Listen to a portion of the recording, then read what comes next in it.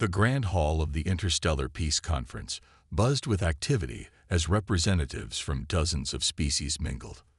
Among them stood Vax, her iridescent scales gleaming under the artificial lights. As a military officer from the highly advanced Bright Core worlds, she carried herself with the natural confidence of someone who had never known technological inferiority. The human delegation caught her attention, particularly their ceremonial honor guard, carrying what she recognized as projectile weapons. Primitive things, she thought, barely containing a smirk. The weapons looked like relics compared to the energy pistol elegantly holstered at her hip. Captain James Miller, the head of the human security detail, noticed her staring. He approached with a polite nod, his dress uniform crisp and proper. "Officer Vax, I believe. I've heard much about your people's achievements in defensive technology." Vax's upper lip curled slightly. "Indeed. Though I must admit, Captain, I find myself curious about your choice of armament. Surely your species has developed beyond the need to throw metal pieces at high speed." Several nearby delegates turned to watch the exchange. Miller remained professional, though his eyes showed a hint of amusement. "Sometimes the simple solutions are the most effective, Officer Vax." "Simple is one word for it," Vax replied, running her hand over her energy pistol. "Our youngest cadets learn about the limitations of kinetic weapons in their first year. Energy shields have made them obsolete for centuries." Miller smiled diplomatically.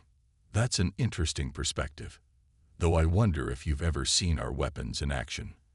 "I don't need to see them," Vax said, her voice carrying across the hall. "Our scanners tell us everything. Chemically propelled projectiles, minimal guidance systems, no energy matrix." She shook her head. "By the stars, you still use explosive powder as propellant." A small crowd had gathered now, many of the alien delegates nodding in agreement with Vax's assessment.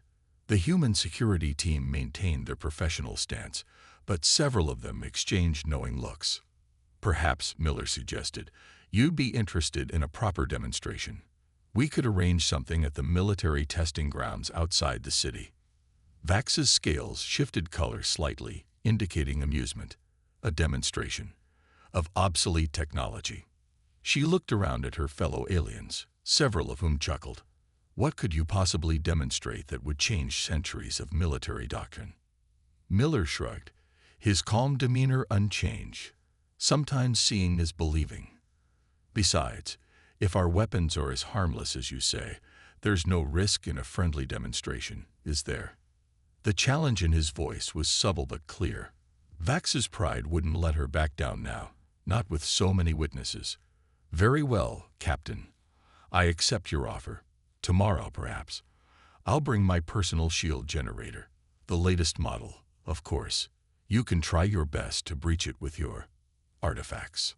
"Tomorrow it is," Miller agreed, extending his hand in the human gesture of agreement.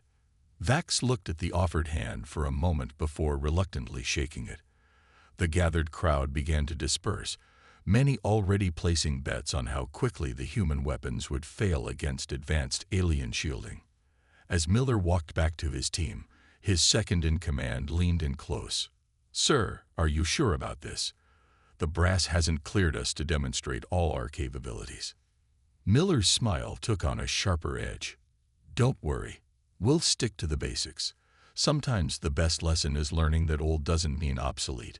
He watched as Vax strutted away, boasting to her colleagues. "Besides, I think Officer Vax could benefit from a little humble pie." The human security team went back to their duties, each hiding small smiles. Tomorrow would be interesting indeed, and they all knew that Vax's confidence was about to meet something she'd never expected. The simple yet devastating effectiveness of human ingenuity. As the day wound down, Vax had no idea that her dismissive attitude toward human weapons was about to change dramatically. She went to sleep that night, dreaming of an easy victory, unaware that tomorrow would teach her one of the most important lessons of her military career. The next morning dawned clear and bright over the military testing grounds. Located 30 miles outside the conference city, the facility stretched across a vast plain with various target ranges and reinforced bunkers. A small crowd had gathered, mostly alien diplomats and military attaches eager to witness what many expected to be a humiliating demonstration for the humans. Vax arrived in a sleek transport, stepping out in her formal military armor. The silver-blue material hugged her form, embedded with numerous technology nodes that glowed with soft light. Her 4 security officers followed, each wearing similar but less elaborate protection. "Quite the audience," she remarked, noting the growing crowd. Word travels quickly about interesting entertainment. Captain Miller and his team had arrived earlier, setting up a long table covered with a simple black cloth. On it rested an assortment of weapons that looked almost primitive compared to the glowing devices the aliens carried. The humans wore standard combat uniforms without any visible technological enhancements. "Officer Vax," Miller called out, waving her over. "Thank you for coming. I see you brought an audience. Did you expect anything less?" Vax replied with a confident smile. "The diplomatic corps has little in the way of amusement these days. A weapons demonstration, however one-sided, provides welcome diversion." Miller nodded politely. "Of course. Before we begin, I should introduce my team." He gestured to the 4 soldiers standing at attention behind him, specialists in different combat systems. "And you've brought—" "My personal guard," Vax said dismissively. "And this," she tapped a small device on her wrist, "is my personal shield generator. Top of the line, military grade. It can withstand energy weapons 3 times more powerful than anything your species has developed." One of the alien observers, a tall being with gray skin, stepped forward. "As a neutral party, I suggest we establish formal parameters for this demonstration." "Agreed," Miller said. "Simple rules. We'll demonstrate our weapons against Officer Vax's shields at progressive power levels. The demonstration ends when either all our weapons fail or her shields do." Vax laughed, the sound tinkling like small bells. "My shields won't fail, Captain, but your rules seem fair." The gray alien nodded. "Then it's settled. Please prepare." Vax walked to the designated testing area, a circular pad marked with safety lines. With a theatrical flourish, she activated her shield. A shimmer of blue energy enveloped her, extending about 6 inches from her body in all directions. "Standard protection field," she explained to the gathered crowd, "capable of dispersing energy attacks and stopping high-velocity projectiles." She turned to Miller. "Whenever you're ready, Captain. Perhaps start with something that won't embarrass you too quickly." Miller's expression remained neutral as he picked up the smallest weapon from the table. "We'll start with standard sidearms and work our way up." An official from the conference stepped forward. "This demonstration has been approved by the Security Council, but I must remind everyone that this is scientific in nature. No lethal settings, please." "Of course," Miller agreed. "All shots will be directed at the chest plate of Officer Vax's armor, where her shields are strongest." Vax took her position, standing proudly with her arms slightly spread. "Begin whenever you're ready. I'll try not to look bored." The crowd fell silent as Miller took aim with the handgun. Vax didn't even flinch when he pulled the trigger. The crack of the shot echoed across the grounds, and a small flash appeared where the bullet hit her shield. Vax's smile widened. "Was that it? I barely felt a tingle." Miller nodded, unperturbed. "Just warming up." He turned to his team. "Let's move to the next level." As the humans prepared their next weapon, murmurs spread through the alien crowd. Many were nodding in satisfaction, already convinced of their technological superiority. A few diplomats were openly laughing. Vax caught the eye of her superior, General Trax, who had arrived to witness the demonstration. He gave her an approving nod. "This is going exactly as expected," she thought, feeling even more confident. A waste of time, perhaps, but a good reminder to these humans about their place in the galactic hierarchy. Little did she know that Captain Miller's calm demeanor masked a carefully planned strategy, and that the real demonstration had barely begun. The testing ground's atmosphere grew more casual as the initial demonstrations continued. Vax stood confidently in the center of the marked circle, her shield absorbing shot after shot from the human's basic firearms. The blue energy barrier rippled slightly with each impact, but showed no signs of weakening. Perhaps we should move to something more substantial, Miller suggested after emptying another clip from a standard assault rifle. The bullets had done nothing but create brief flashes against Vax's shield. By all means, Vax replied, stretching her arms casually. Though I must say, Captain, if this is the best Earth can offer, I'm beginning to wonder why we bothered with this diplomatic mission at all. The alien observers had settled into small groups, some sitting on floating platforms they'd brought for comfort. A few were eating snacks, treating the demonstration more like entertainment than a serious military exercise. Miller nodded to his team. They uncovered more weapons on the table, each progressively larger than the last. A tall, broad-shouldered human named Davis stepped forward with what looked like a heavy rifle with an oversized barrel. "This is a .50 caliber anti-material rifle," Miller explained to the crowd, "typically used against lightly armored vehicles." Vax raised an eyebrow ridge. "Vehicles? Now you're being more reasonable, though still primitive."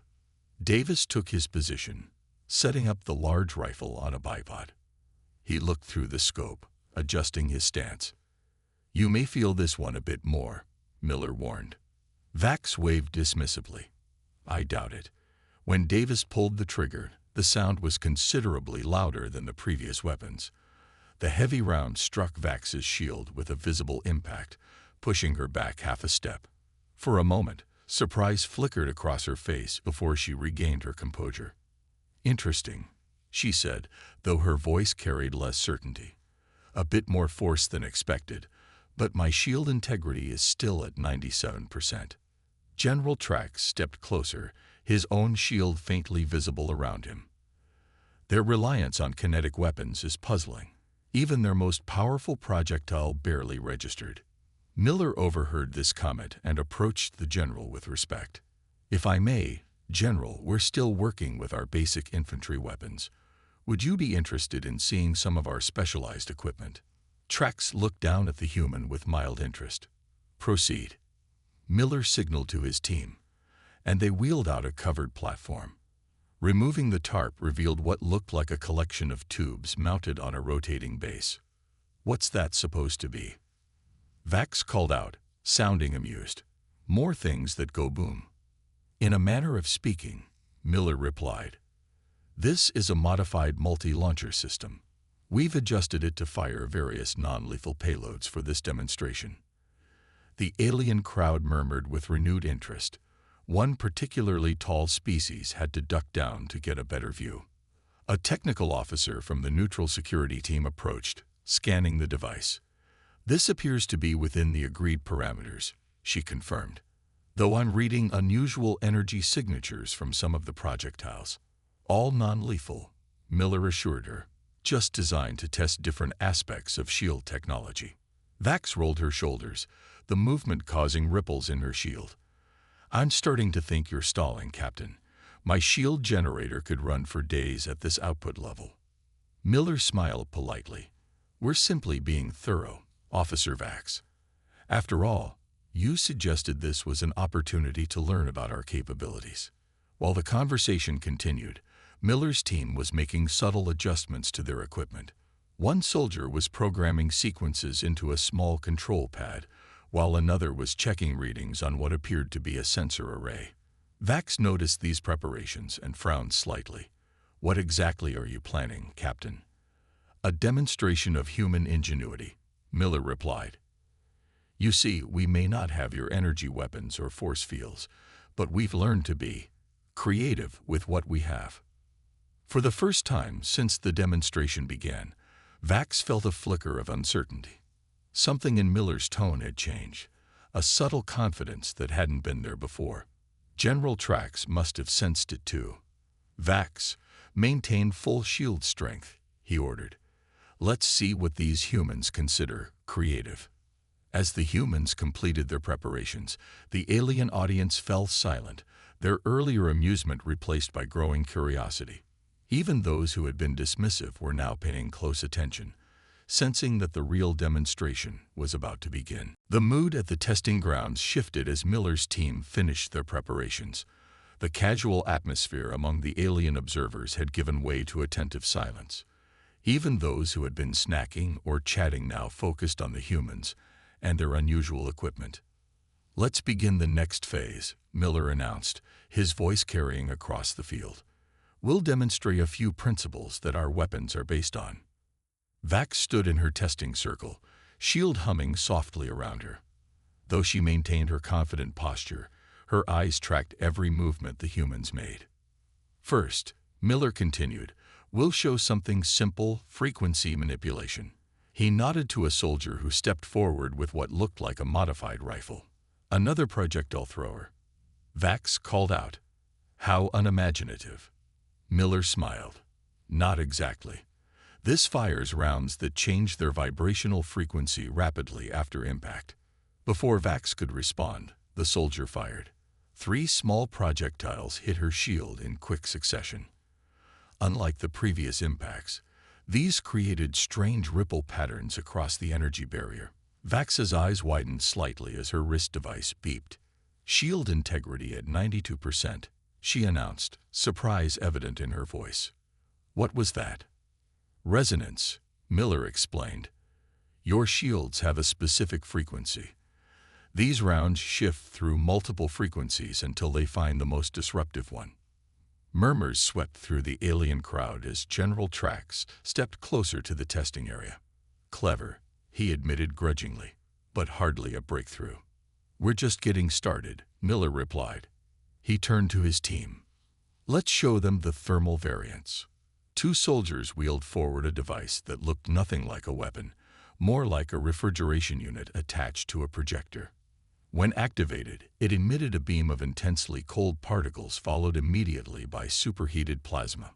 When this combination struck Vax's shield, the energy barrier visibly struggled, changing colors as it attempted to compensate for the extreme temperature differential. "Shield integrity at 78%, Vax announced, her voice tighter than before. "An interesting approach, but my shield will adapt." Before she could finish, Miller signaled his team to fire a 3rd system. This one launched what appeared to be simple metal spheres. As they approached Vax's shield, they suddenly split open, releasing clouds of microscopic particles. "What is this?" Vax demanded as her shield flickered with thousands of tiny impacts. "Nanoscale kinetic distribution," Miller explained. "Your shield is designed to stop large objects or energy beams. These particles are too small and numerous for effective resistance." Vax's wrist device was now beeping steadily. "Shield integrity at 63%, she reported, a note of concern creeping into her voice. The alien observers were no longer lounging casually. Many had stood up, and technical officers from various species were scanning the human weapons with increasing interest. "Next demonstration," Miller announced. "Phased attack." This time, 4 soldiers positioned themselves around Vax, each with a different weapon. At Miller's signal, they fired simultaneously. The combined assault, projectiles, sound waves, electromagnetic pulses, and what looked like simple water, created a chaotic pattern across Vax's shield. "Shield integrity at 41%, she said, her voice now sharp with alarm. "How is this possible? These are just physical forces." "That's exactly the point," Miller replied. "Your shields were designed to counter energy weapons like your own. We never developed those, so we had to get creative." General Trax stepped forward. "Enough. This has gone beyond a simple demonstration." Miller raised his hand. "We have one more system to show you, with your permission. Something that demonstrates why we still value our primitive approach." After a tense moment, Trax nodded curtly. Miller signaled, and his team unveiled their final weapon, a simple-looking launcher with a large, single projectile. "This," Miller explained, "is what we call an EMP grenade. It doesn't need to penetrate your shield to work." When fired, the grenade stopped short of Vax's shield, hovering just outside it. Then it emitted a brilliant pulse of energy that washed over the entire area. Vax's shield flickered and died. Her wrist device went dark. Around the testing ground, several alien devices also shut down temporarily. The silence that followed was profound. Your shield technology, Miller said quietly, relies on complex electronics and energy regulation. This simple pulse disrupts those systems without needing to break through the shield itself. Vax stood in the circle, staring at her dead shield generator, her expression a mixture of shock and dawning understanding. Sometimes, Miller concluded, the simplest approach is the most effective. A tense silence hung over the testing grounds. Vax stood motionless in the center of the circle, her once confident posture now rigid with disbelief. The shield generator on her wrist slowly rebooted, its lights flickering weakly as its systems recovered from the EMP blast. General Trax broke the silence first. Captain Miller, your demonstration has been unexpectedly informative. I believe we should take a short recess to allow our equipment to recover. Miller nodded. Of course, General. My team will stand down. As the humans stepped back from their equipment, the alien observers erupted into excited discussions. Technical officers huddled together, comparing readings and theories, while military representatives spoke in hushed, urgent tones. Vax finally moved, stepping out of the testing circle with deliberate control, though everyone could see the slight tremor in her hands. She approached Miller directly, her expression carefully neutral. Your weapons should not have been effective, she stated flatly. Our shields are designed to withstand attacks far more advanced than anything Earth has produced. Miller looked at her with neither smugness nor condescension. That was your first mistake, Officer Vax. You assumed advanced meant better. Explain, she demanded. Miller gestured to his team's equipment. Your civilization developed energy weapons early in your military history, correct? Vax nodded stiffly. Yes. We abandoned physical projectiles centuries ago. So your defenses evolved specifically to counter energy-based attacks, Miller continued. But humans took a different path. We refined and perfected kinetic weapons, developing solutions to problems your people never had to face. One of Miller's team approached, carrying what looked like a simple bullet. He handed it to Miller, who offered it to Vax. This is a standard armor-piercing round, he explained as she examined it. Nothing special by our standards, but your shields are calibrated to disperse energy, not resist physical penetration. Vax turned the bullet in her fingers. But the initial demonstrations, your basic weapons didn't affect my shield. Because we started with simple kinetic force, Miller agreed. But humans have learned to be adaptable. When one approach fails, we try another, then another, combining effects in ways that create unpredictable results. General Trax joined them, his own shield generator now functioning again. Captain Miller, I must admit I underestimated your species' capabilities. The resonance technique alone would require significant research to counter effectively. Miller nodded respectfully. That's the point we hope to demonstrate, General. Our weapons may appear primitive at first glance, but they embody principles your defenses weren't designed to address. Vax looked up from the bullet she had been studying. The EMP, such a simple concept, yet it bypassed my shield entirely. Because your shield stops things from coming in, Miller explained. But it doesn't block electromagnetic waves, which it needs to allow through for your own sensors to function. We simply overwhelmed those sensors with a massive pulse. For the first time since the demonstration began, Vax's expression softened into something like respect. I see now why my assessment was flawed. I judged your technology by our standards. A common mistake, Miller said. We've made it ourselves many times throughout our history. Around them, the alien observers were starting to approach, eager to ask questions about the human weapons. The atmosphere had transformed from amused condescension to genuine curiosity. Vax activated her shield again, watching as the blue energy barrier flickered to life. Our engineers designed these to be impenetrable. Nothing is impenetrable, Miller replied. Different, yes. Better in some ways, certainly. But true advancement comes from recognizing the value in all approaches, not just the ones that seem most sophisticated. General Trax cleared his throat. Captain Miller, I believe this demonstration has proven far more valuable than anticipated. Would your team be willing to continue with a more collaborative approach? Perhaps we could discuss potential countermeasures and explore how our technologies might complement each other. Miller smiled, extending his hand in the human gesture of agreement. That was our hope from the beginning, General. After a moment's hesitation, Trax clasped Miller's hand. Vax watched this exchange, her worldview visibly shifting. Captain, she said quietly, I owed you an apology. I dismissed your weapons as primitive without understanding their true nature. No apology needed, Officer Vax, Miller replied. Instead, perhaps we can turn this into an opportunity for both our species to learn from each other. For the first time that day, Vax smiled genuinely. I would like that very much. The demonstration field transformed into an impromptu classroom. Miller's team had set up display screens showing detailed schematics of their weapon systems, while Vax and several alien technical officers gathered around, asking questions and taking notes. The key principle we rely on, Miller explained, pointing to a cross-section diagram of a specialized round, is adaptability. Human weapons evolved to overcome a wide range of obstacles, not just a single defense type.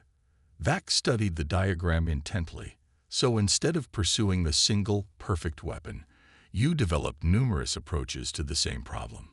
Exactly, Miller nodded. We call it redundancy. If one system fails, another takes over. General Trax joined the discussion, his earlier dismissiveness completely gone. This multi-layered approach, it's fundamentally different from our philosophy of weapons development. A human technician named Rodriguez stepped forward with a deactivated EMP grenade. This device demonstrates the principle perfectly. It doesn't try to overpower your shield. It simply bypasses it by exploiting a necessary weakness. The electromagnetic spectrum must remain partially open for sensor data, Vax realized, which creates an inherent vulnerability. One that would never matter against energy weapons, Rodriguez confirmed, but becomes critical against our approach. Across the field, other humans were demonstrating the nanoscale projectile system to a group of fascinated alien engineers. The tiny particles, barely visible to the naked eye, could flow through shield fluctuations like water through a sieve. I still don't understand how your civilization developed along such different lines, Vax admitted, turning back to Miller. Miller considered this. Earth has always been fractured. Many nations, many approaches to warfare. We couldn't rely on technological superiority because someone else might leap ahead. So we learned to innovate with what we had. Necessity as the mother of invention, General Trax murmured, using the human phrase with careful pronunciation. Precisely, Miller agreed. Your civilization unified early, focused on a single technological path, and perfected it. We scattered in 100 directions and found strength in diversity. Vax picked up one of the resonance rounds, feeling its weight. These frequency-shifting projectiles, they're designed to find weaknesses through trial and error in microseconds. A very human approach, Rodriguez said with a smile. We don't always know the solution in advance, so we design systems that can discover it on their own. General Trax had been quiet for several moments, deep in thought. Captain Miller, I believe we've been making a fundamental error in our assessment of Earth's potential as an ally. How so, General? Miller asked. We assumed that technological advancement followed a single linear path, with our civilization further along that path than yours, Trax explained. But I now see that your development followed an entirely different trajectory, one with its own unique advantages. Vax nodded slowly, realization dawning on her face. Our weapons are optimized for efficiency against known threats. Yours are designed to handle the unexpected. That's the core of human military thinking, Miller confirmed. We prepare for the unknown. A senior alien scientist approached, his many-fingered hands gesturing excitedly. Captain, We've analyzed your thermal variance weapon. The concept is brilliantly simple, creating structural stress through extreme temperature differentials. Our shields were never designed to handle such basic physical principles. Miller smiled. Sometimes the oldest tricks are the most effective. Vax had been quiet, processing everything she'd learned. Finally, she looked up at Miller with new respect in her eyes. All this time, we thought we were teaching you by allowing these diplomatic exchanges, but it seems we have just as much to learn. That's how real alliances work, Miller replied. Each side brings different strengths to the table. General Trax straightened. Coming to a decision, I will be recommending to the High Command that we establish a joint weapons research initiative with Earth. Your approaches complement ours in ways I never anticipated. The testing field had become a place of excited exchange, with humans and aliens freely sharing ideas and examining each other's technology. The mockery and condescension from earlier had completely vanished, replaced by genuine professional respect. As the sun began to set over the testing grounds, Vax found herself sitting beside Miller on a supply crate, watching the impromptu collaboration unfold. I was wrong about your weapons, she admitted quietly. And perhaps we were too quick to see your technology as magic beyond our understanding, Miller replied. Vax smiled. It seems we both had something to learn today. The beginning of wisdom, Miller said, is admitting how much you don't know. 3 weeks after the demonstration, the Interstellar Peace Conference reached its conclusion. Representatives from all participating species gathered in the Grand Hall for the signing of new cooperation agreements.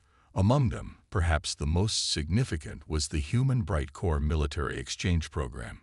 Vax stood at attention in her formal military dress, the polished insignia on her chest catching the light.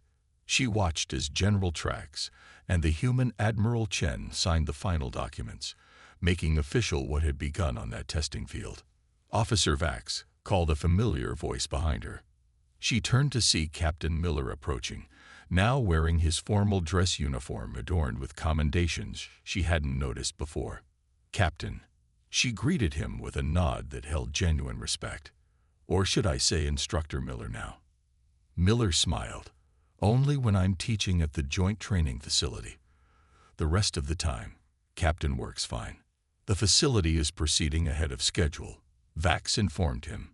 Your engineers and ours have been working remarkably well together. I heard you volunteered to be among the first exchange officers, Miller said. Vax's scales shifted to a slightly deeper blue, the equivalent of a human blush. I have much to learn about human approaches to warfare. It seemed logical to put myself forward. Around them, the celebration continued as diplomats and military personnel from dozens of worlds mingled. What had begun as a tense gathering marked by suspicion had transformed into genuine camaraderie. Have you had a chance to review the preliminary training program? Miller asked. Vax nodded. It's comprehensive. Though I admit I'm particularly interested in your asymmetric warfare modules. Fighting against superior technology with limited resources, Miller explained for the benefit of a passing alien diplomat who had overheard. Something humans have extensive experience with throughout our history. A scenario my people have never really faced, Vax admitted. We've always relied on technological superiority. The main lights dimmed briefly, signaling that the formal ceremony was about to begin. Before they moved to their designated positions, Vax reached into a compartment in her uniform and withdrew a small object. I wanted you to have this, she said, handing Miller what appeared to be her personal shield generator. Miller looked surprised. This is your combat-grade shield. I can't accept something so valuable. It's not just a gift, Vax explained. Your engineers requested examples of our technology to study.